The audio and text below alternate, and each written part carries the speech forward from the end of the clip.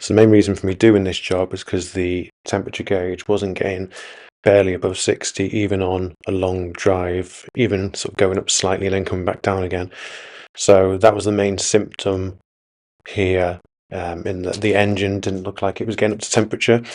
Now I did double check this with a diagnostic scanner as well, just to confirm that that was the case, and also by checking the hose coming out of the thermostat itself.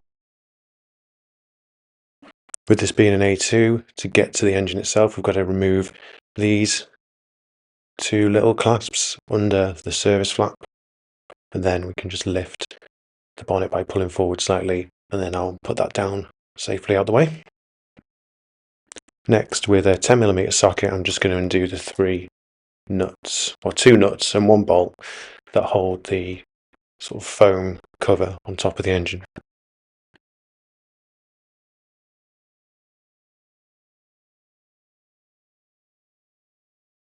With these undone, we should be able to lift away the engine cover, and then we can locate the thermostat housing just under here to the left of the oil filter, and there's 10mm nuts top and bottom on there.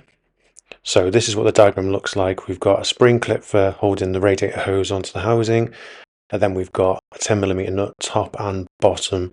The bottom one's going to be a bit of a problem because it's a bit obscured by the alternator, and in my case the wire, which in the diagram was out the way, is actually blocking access to that bottom 10mm nut, which is a problem as it is anyway, but this just makes it even more of a pain. So with the clasp and hose removed, this is what the wire looks like. I decided to make it a little bit easier for myself and unbolt this from the alternator to give myself a bit more clearance. So you should be able to see this here, just looking in from the left-hand side of the vehicle, and that's roughly where it was bolted on into there. So you might have to do this, but this is just in case that wire is in the way. And also, when you've got the wire out of the way, you can't actually get a socket on there. There's not enough clearance. So I'm using a Swan Neck 10mm spanner. I'm just going to get it into that bottom bolt and loosen it off.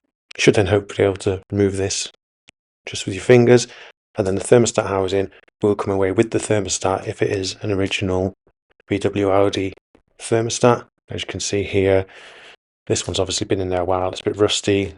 If it is the original thermostat, you might find you need to twist it through 90 degrees to remove it from the housing, and it's up to you, but the original thermostat itself, they're quite expensive for what they are. They're less than a fifth of that price from Eurocar Parts, so that's why I got one. It won't fit in by twisting, but does the same job. And when I was there, I got some G12 Plus and some deionized water to refill the system. I may flush it properly at some point, but just refilled for now. Make sure it's the right level. Went for a nice long drive and checked there was no leaks and that the temperature went up as expected. And that's it.